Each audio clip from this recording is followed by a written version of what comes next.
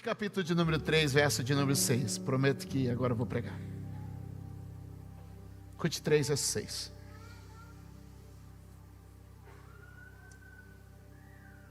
Então ela desceu para a eira e fez tudo o que sua sogra lhe tinha recomendado. Isso já é um milagre, né? Já pegamos aqui.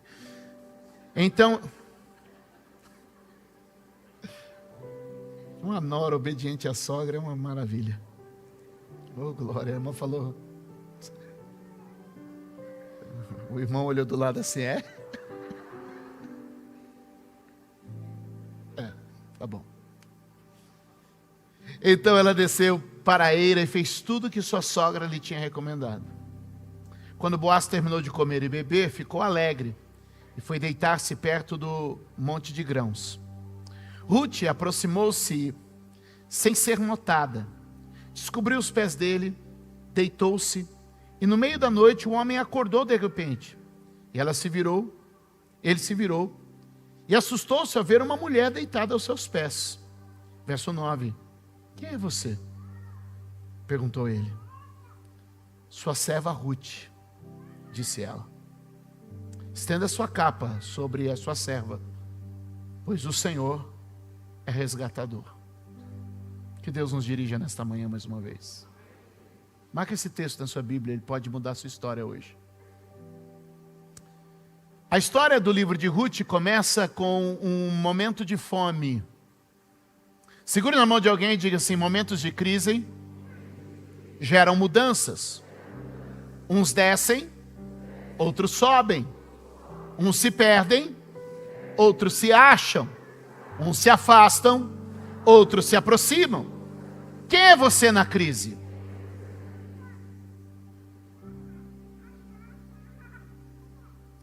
Quando houve uma crise em Israel, sobretudo na cidade de Belém, que é onde o texto passa, uma família decidiu que ia sair de Belém e se dirigir a Moabe, a terra dos moabitas. Na fome, essa gente saiu de Belém e foi para Moabe. O nome Belém significa casa do pão.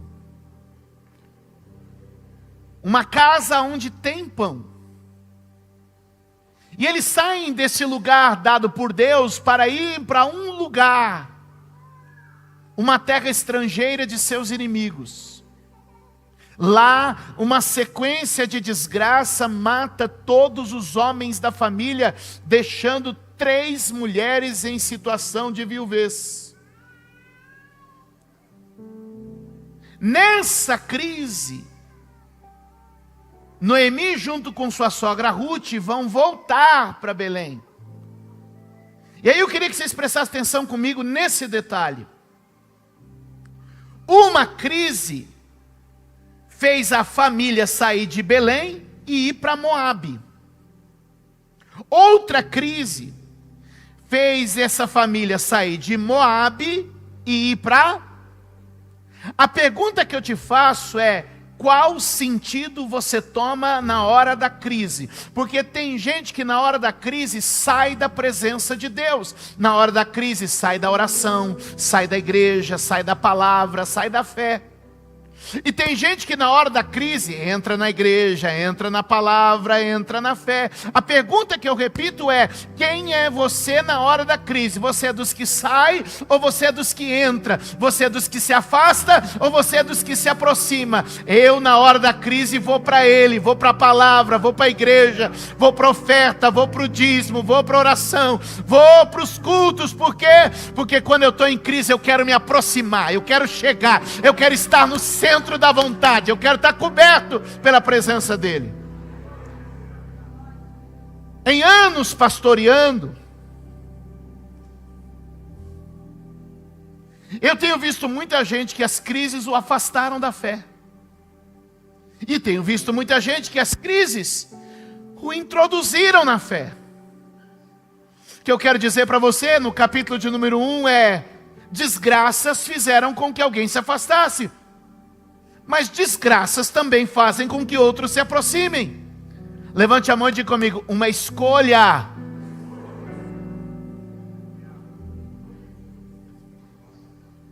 Ruth segue com Noemi e elas chegam de volta a Belém. Ao chegarem em Belém, no capítulo de número 2, elas são duas mulheres viúvas. E a viúva é, no contexto bíblico, uma figura frágil socialmente.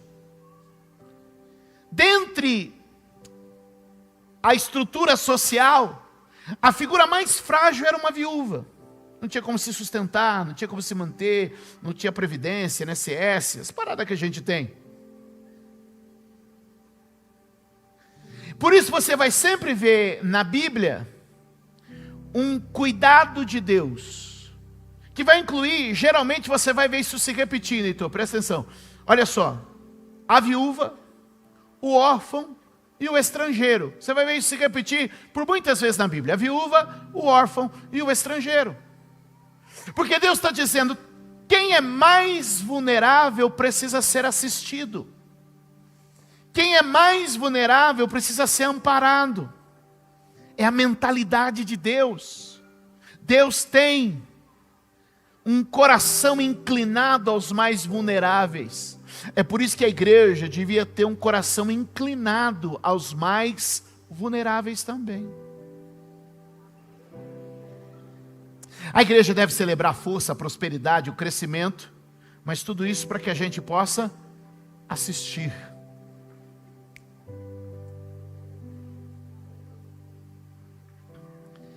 E quando elas voltam, elas estão em extrema pobreza. O que eu disse? Eu já vou chegar no capítulo 3, mas eu tenho que contar a história para vocês, entendeu? Quando elas voltam, elas estão em extrema pobreza. Mas a lei de Deus é uma lei generosa. A lei de Deus é uma lei abundante. A lei de Deus é uma lei provedora. Você precisa entender isso. Quando você começa a ler a Bíblia com essa cabeça, sua história começa a mudar. E Deus havia determinado na sua lei, como princípio para a sua terra, Greg, que fosse o seguinte: toda vez que alguém fosse fazer uma colheita, olha isso, toda vez que alguém fosse fazer uma colheita, os trabalhadores, os lavradores daquele campo, daquela fazenda, eles deviam trabalhar, Emily, eles deviam trabalhar fazendo a colheita. Então vem aqui, ó. Então está lá na roça, tem o canteiro, você vai vir aqui, ó, colhendo.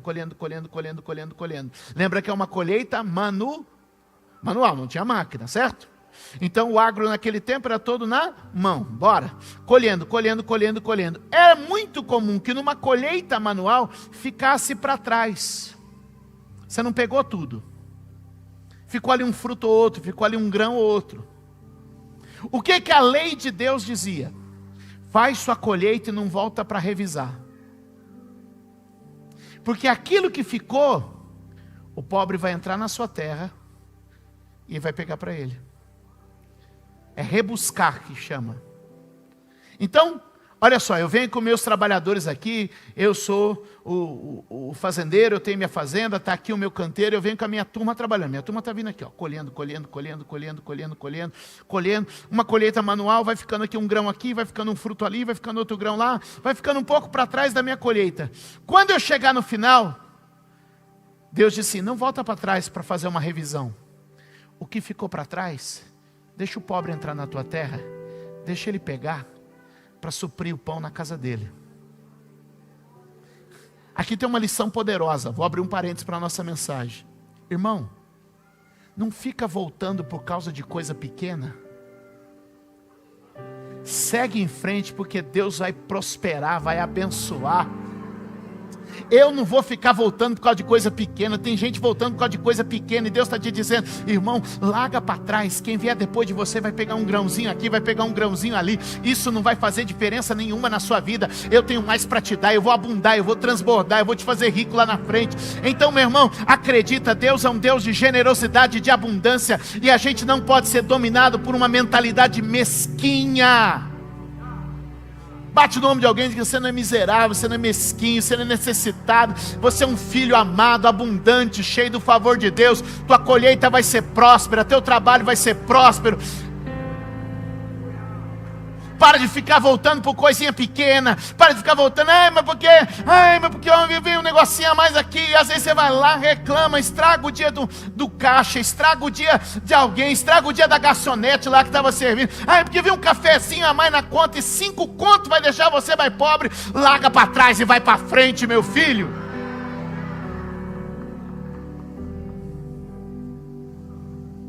Pegou o princípio? Pegou o princípio?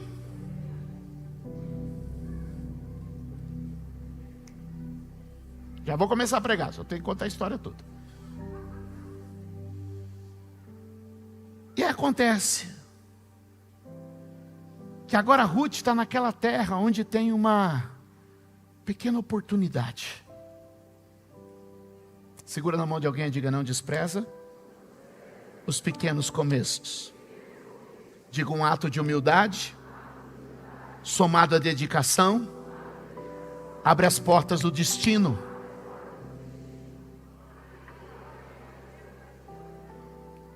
Tem gente que não se submete, tem gente que não tem disposição.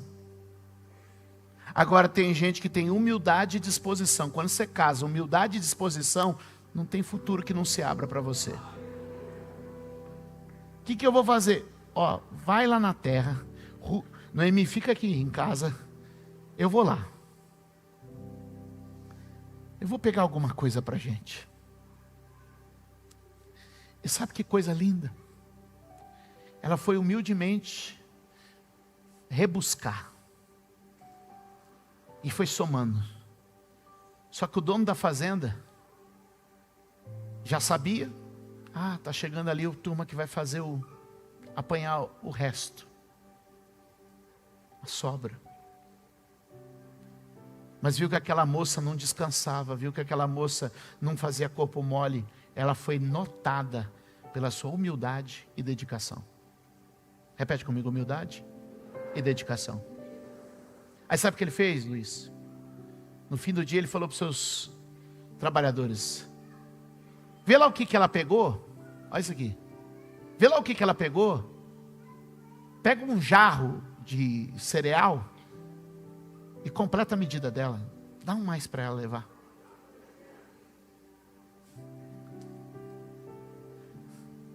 Levante a mão e diga comigo: a fé começa com sementes. Quer viver pela fé? Aprenda a trabalhar com sementes. Grita para alguém perto de você: quer viver pela fé? Aprenda a trabalhar com sementes.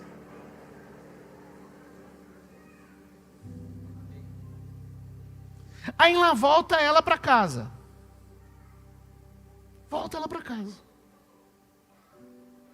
Quando ela volta, ela não tem a quantidade normal de quem passou revisando. Ela tem muito mais. A Noemi olha para ela e fala assim: minha filha, o que aconteceu?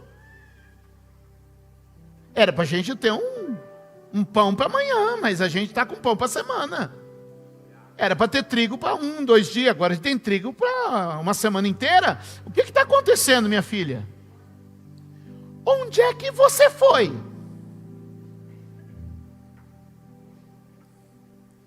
Ela falou: eu entrei na fazenda de um homem chamado Boaz. Como é que é? Eu entrei numa fazenda de um homem chamado Boaz.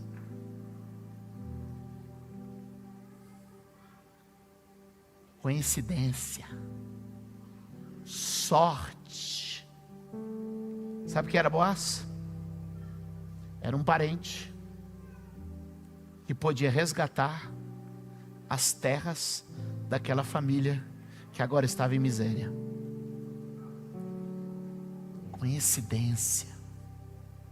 Uma sorte tremenda. Que fazenda que eu vou entrar? Que fazenda que eu vou entrar? Vai entrar nessa.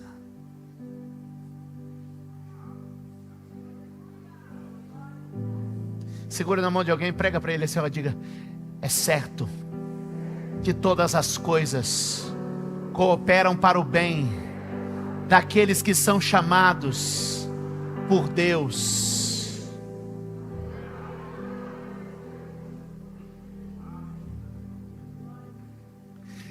Menina, esse homem pode mudar a vida da gente. Porque Ele é um parente próximo, que tem o direito de resgatar as nossas terras. Vou te explicar um outro princípio da lei de Deus. Não se cansa comigo não, já vou começar a pregar, um minuto só. A lei de Deus havia estabelecido que todo o seu povo teria uma parte na herança. Todo o seu povo teria uma parte na... Mas Deus sabe que tem gente que dá umas cabeçadas na vida. Gente que passa por uns tormentos na vida. E que em algum momento essa pessoa podia perder sua terra. Portanto, Deus deixa dispositivos na lei. A lei de Deus é perfeita, não é? É maravilhoso. Você começa a estudar e você fica meio doido. Deus deixa dispositivos na lei para que de alguma maneira as terras, a herança pudesse ser resgatada. E uma delas era através de um remidor. Alguém que resgatava essa terra em favor daquela família. E ela estava na terra de quem podia fazer isso por ela. Ela não sabia. Deus sabia. Ela não tinha conhecimento. Deus já havia preparado todas as coisas.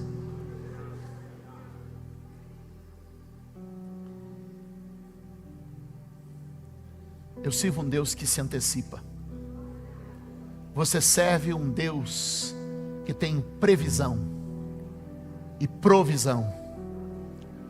Previsão significa que Ele viu antes. Provisão significa que Ele se preparou para quando tudo acontecesse. O teu Deus não é pego de surpresa. O teu Deus continua fazendo o extraordinário. Agora eu vou começar a pregar. Capítulo 3, onde a gente está. A colheita vai terminando. E é o último dia. O último dia era costume dar uma festa. Dar uma? Vai celebrar a colheita. Vai ter festa. E aí Noemi vai aconselhar Ruth. O que ela vai fazer? O que ela vai fazer? Pega essa chave aqui. Anda com gente que conhece os segredos do reino de Deus. Porque quando os segredos do reino de Deus são revelados, a sua vida muda. Quando os segredos do reino de Deus lhes são aplicados, você deixa de ser a mulher que está mendigando para ser a dona da fazenda. Ai pastor, isso é teologia da prosperidade. Não, é a Bíblia. A Bíblia está dizendo que ela chega lá, ela é a mulher que fica catando semente do que sobra, e se ela praticar o segredo, a chave do reino, ela termina como a dona da terra, a dona da fazenda. Peraí, eu não estou entendendo, pastor. Eu venho te dizer que o reino de Deus muda a vida de qualquer um. Você quer pensar em dinheiro? Não é isso que eu estou falando. Eu estou te dizendo que quando a gente pratica as chaves do reino de Deus, quando alguém nos aconselha nas chaves do reino de Deus, ela está dando uma chave para a gente mudar de vida. E eu vim pregar para alguém aqui hoje, até uma mão, 2, 3 levantada, para te dizer: Deus tem nos dado chave para mudar de vida, mudar nossa história, mudar a história da nossa família e colocar a nossa família num ambiente novo.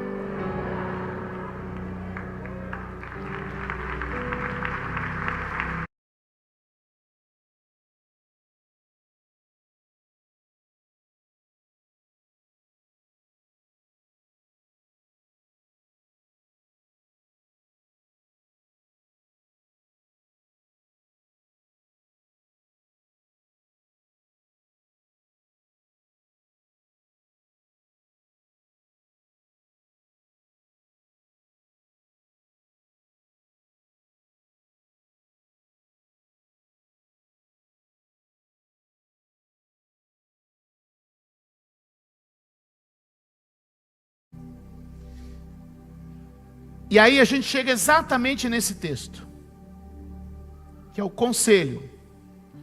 O que diz? Então ela desceu para a eira e fez tudo que sua sogra lhe tinha recomendado. Ela ouviu alguém que tinha uma chave do reino, e ela praticou isso. A gente sabe tanta coisa, só que não pratica. Conhecimento sem prática não produz nada. Conhecimento sem prática é estéril. Conhecimento sem prática é estéril, não produz.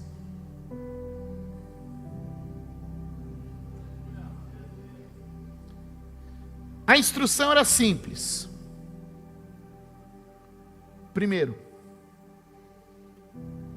fica de olho nele. Ele vai comer, vai beber, vai ficar feliz e vai dormir.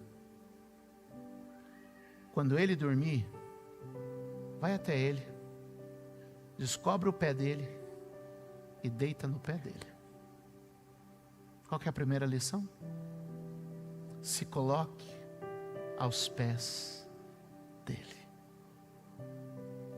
Deite aos pés dele. Jesus veio hoje aqui dizer para mim e para você: se prostre, se renda, se entregue, se derrame aos seus pés. Vá aos pés daquele que pode mudar a sua vida. Vá aos pés daquele que pode mudar a sua história. Vá aos pés daquele que pode mudar seu viver. Quando você vai aos pés, você está reconhecendo uma autoridade. Quando você vai aos pés, você está reconhecendo um senhorio.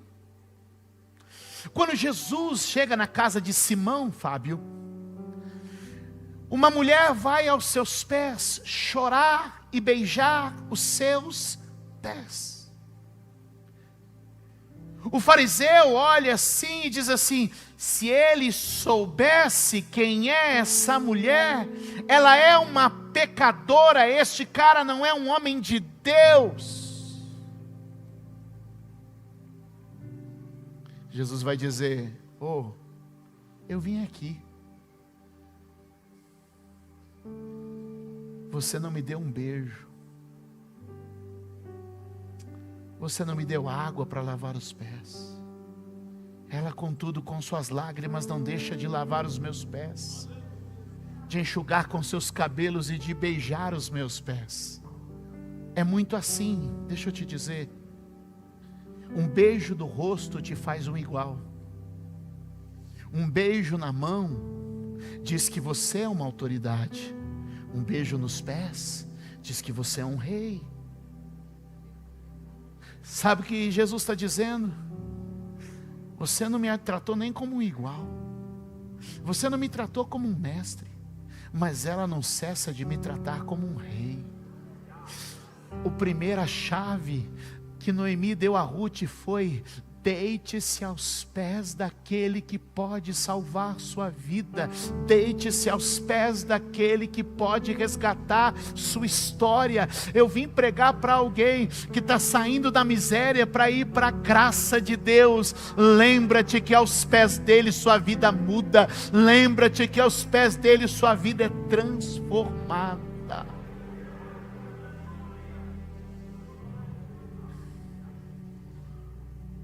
E ela foi. Quando a gente vai aos pés dele, há muita gente que nos julga, sim ou não? Quando a gente vai aos pés dele, há muita gente que nos julga. Imagina alguém passando, né? A Ruth toda certinha, dormindo no pé do Boaz. Como foi naquela casa? Da mulher deitada aos pés de Jesus e os fariseus dizendo: pecadora com a história dessa nos pés dele. Porque é assim que a gente é tratado quando a gente coloca a nossa vida nos pés do Senhor. Errou, agora está correndo para a igreja, né? Errou, agora está abraçado com a Bíblia, né? Fez o que tinha que fazer aí no mundão. Eu te conheço as histórias do passado e agora está lá na presença de Deus. Está querendo enganar quem? Você não é crente em nada. Deixa eu te dizer uma coisa: vem para os pés de Jesus, deixa a tua história passada, vem para a presença dele. Ninguém quer saber se tu veio de Moabe, ninguém quer saber se tu estava catando o resto. Ele está dizendo: hoje você está aos meus pés, e aos meus pés tua história muda. vai para os pés de Jesus. Hoje eu estou aos pés da cruz, hoje eu estou aos pés do meu Salvador, porque eu sei que o mundo continua me olhando pelo meu passado, mas Ele continua me olhando para o meu futuro. Quantos podem dizer amém?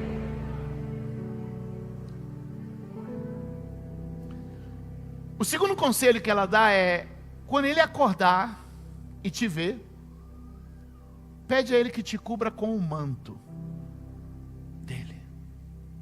Pede a ele que te cubra com o manto dele. Então tá lá, o Boaz vai deitar, felizão da vida, a colheita foi boa, tá tudo certo. Tomou uns vinhos, comeu umas carnes, assou um cereal e vai deitar na colheita dele, assim, feliz da vida. Acorda de madrugada, tem uma mulher deitada no pé dele. Falei: que isso? Eu não bebi tanto assim, não fiz nada não. Pelo menos não estou lembrando. E ele pergunta: quem é você? E ela diz: sou Ruth, tua serva. Põe sobre mim tua capa. A capa dele é um sinal do cuidado, é um sinal do amor, é um sinal da graça e da misericórdia. Houve uma mulher no Novo Testamento que foi até Jesus e tocou no seu manto. E quando ela tocou no manto de Jesus, Jesus disse: de mim saiu virtude, de mim saiu virtude. Quando Ele nos cobre com a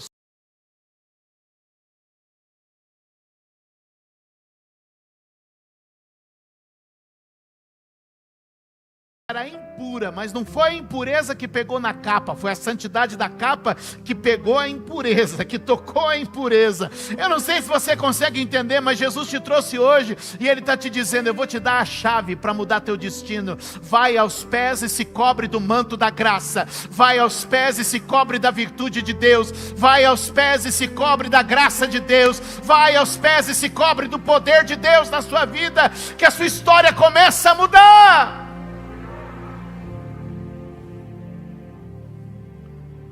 Desce aos pés, cobre-se do manto e diz para ele: tu és o meu resgatador.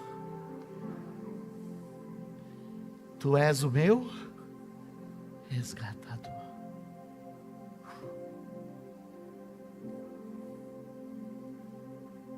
Vai aos pés de Jesus. Coloca-te debaixo do manto de amor e graça dele. E confessa quem Ele é. Porque se cremos no nosso coração e confessarmos com a nossa boca, somos salvos, somos redimidos, somos lavados, somos restaurados. Naquele momento ele já sabia o que fazer. E ele disse: quando amanhecer o dia eu resolvo tudo. Você chegou aqui como uma catadora de restos, mas eu vou mudar o seu destino para sempre. Essa mulher teve um filho, que teve um filho, que teve um filho, que teve outro filho. E esse filho se chamava Davi. 3 gerações à frente, a mulher que entrou como uma catadora de resto era bisavó do maior rei da história de Israel.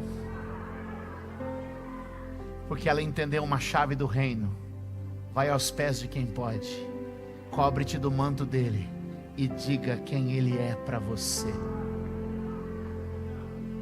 Pastor, que bonita história, dava até uma novela na Record. Mas eu vim dizer para você, essa é a minha história, essa é a sua história. A gente era essa miserável viúva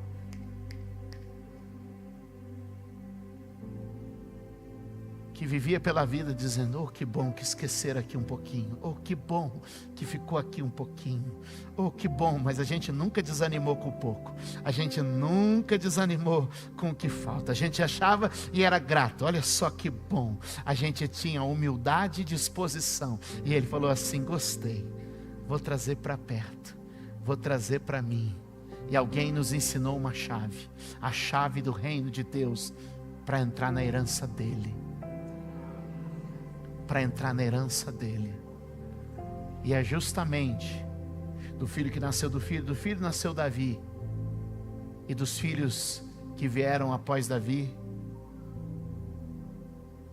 14 gerações na frente, Maria está grávida. Portanto, Ruth, a catadora de sobras, quando você abre a primeira página do Novo Testamento, tem uma lista da família de Jesus, e ela está lá. Porque eu e você também fomos incluídos pelo nosso resgatador Jesus na família de Deus. Quantos podem dizer amém? Pega a tua Bíblia, eu quero deixar isso registrado. Abre comigo na carta do apóstolo Paulo aos Efésios, enquanto a banda vai subindo, no capítulo de número 1, já no Novo Testamento. Carta do apóstolo Paulo aos Efésios, e o verso é o verso de número 7. Você precisa entender o reino de Deus. Efésios capítulo 1, verso de número 7. Diz assim: nele temos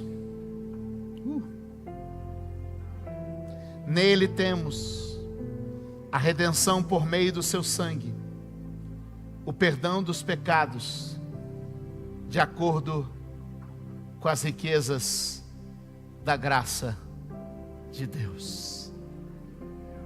Existe um tesouro escondido aos pés do nosso Salvador, sob o manto de sua graça, debaixo de uma confissão: tu és o meu resgatador, tu és o meu Salvador.